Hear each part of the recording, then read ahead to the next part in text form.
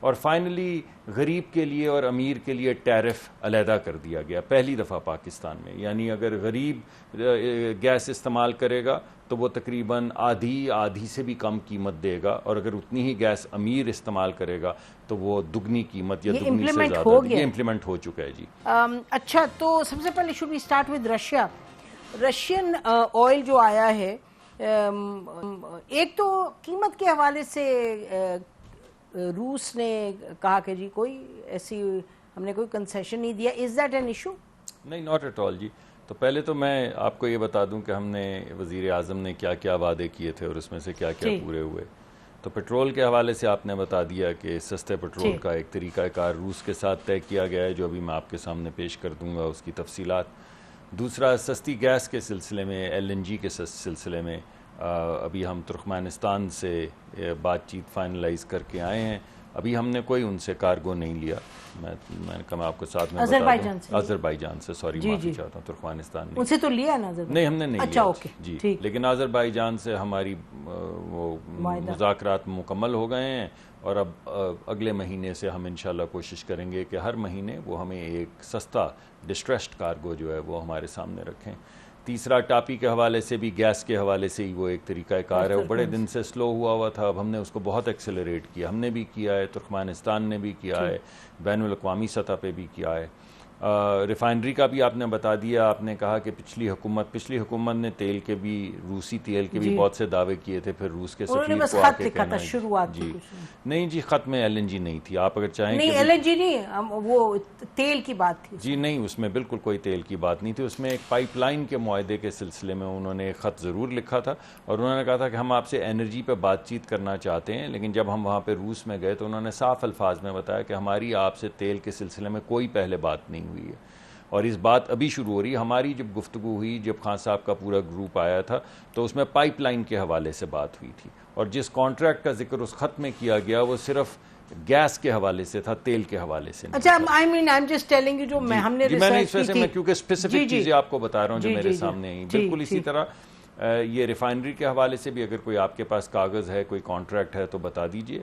Contract نہیں, I never mention کو, ہم نے کہا اس پہ بات چیت ہو رہی تھی, اسی بالکل ہو رہی تھی. اور ابھی پہلی مرتبہ پالیسی جو ہے اس کو اپروو کیا گیا ہے, جس پالیسی کے تحت یہاں پر انویسٹمنٹ ہوگی, کیونکہ اس سے پہلے جو ہماری گفتگو تھی کوئی اپروول نہیں, لیکن اب تو اپروول ہو گیا نا. اب تو پالیسی اپروو ہو گئی ہے. گرین فیلڈ نئی ریفائنری کی پالیسی اپروو ہو گئی ہے. پرانی ریفائنری کی پالیسی اب کابینہ کے پاس جا رہی ہے ان کو اپ گریڈ کرنے کی. اس کے علاوہ دو اور وعدے کیے تھے جی. سرکولر ڈیٹ جو ہماری اپنی پائپ جو گیس ہے اس کا سرکولر ڈیٹ 0 کر دیا گیا ہے. اب ہماری اپنے جو گیس کے کنویں ہیں ان میں کوئی سرکولر ڈیٹ نہیں ہے. البتہ ہماری ایل این جی جو امپورٹ ہوتی ہے اس میں ابھی بھی سرکولر ڈیٹ ہے, جو ہم کوشش کریں گے کہ اس راؤنڈ جو پرائسنگ کا ہے اس میں اس کو ٹھیک کر دیں. اور فائنلی غریب کے لیے اور امیر کے لیے ٹیرف علیحدہ کر دیا گیا پہلی دفعہ پاکستان میں. یعنی اگر غریب گیس استعمال کرے گا تو وہ تقریباً آدھی سے بھی کم قیمت دے گا, اور اگر اتنی ہی گیس امیر استعمال کرے گا تو وہ دگنی قیمت یا دگنی سے زیادہ. یہ امپلیمنٹ ہو چکا ہے جی.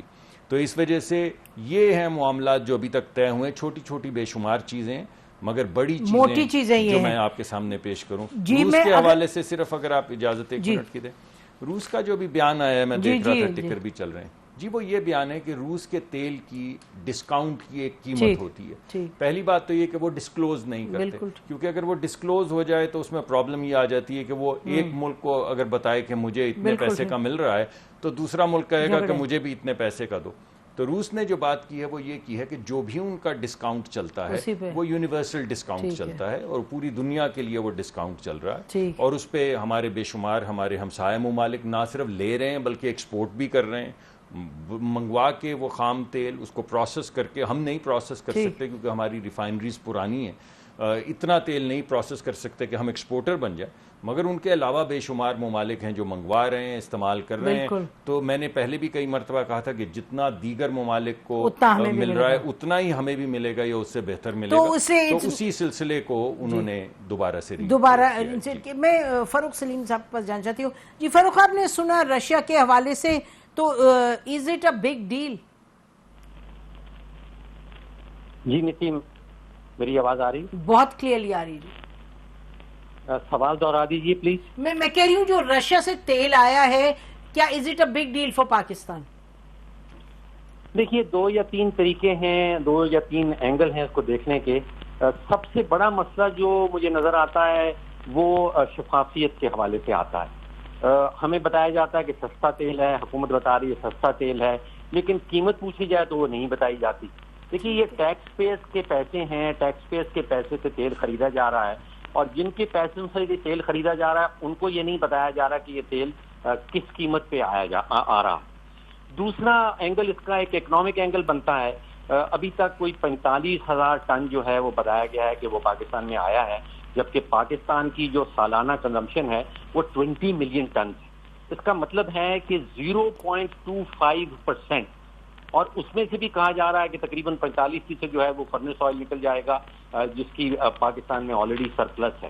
تو اتنا زیادہ شور مچانا جبکہ آپ کے پاس کوانٹٹی جو ہے وہ آپ کی کنزمپشن کا کوئی 0.25% بھی نہیں بنتا.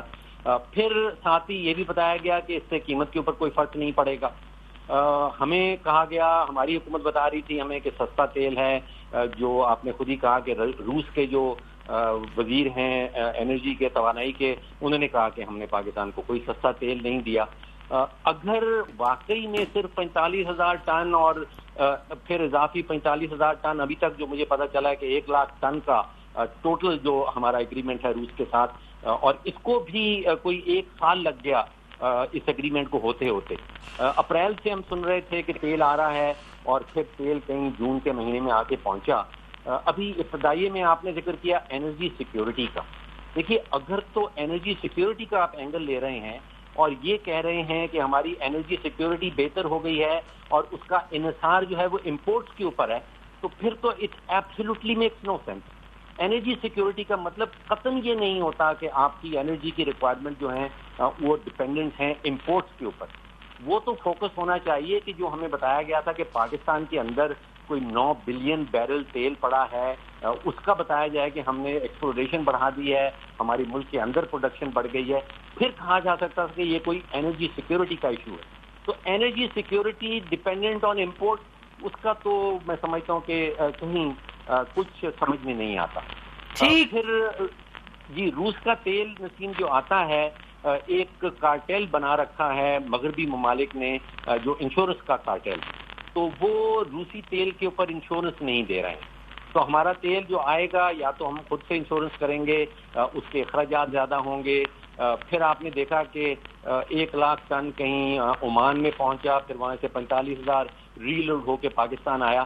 تو اگر اتنے بڑے مسائل ہیں اور ان کا فائدہ 24 کروڑ پاکستانیوں کو کچھ نہیں ہونے والا, صرف وہ کوئی 1% سے بھی کم آپ کا تیل روس سے آنا ہے, اور روس سے آتے آتے اس کو 3 مہینے لگ جاتے ہیں, تو پھر لگتا ایسے ہے کہ اس میں سیاسیات زیادہ ہیں, اس میں معیشت کا اینگل یا معاشی اینگل بڑا کم نظر آتا ہے. ٹھیک ہے جی, that's a whole long list of questions.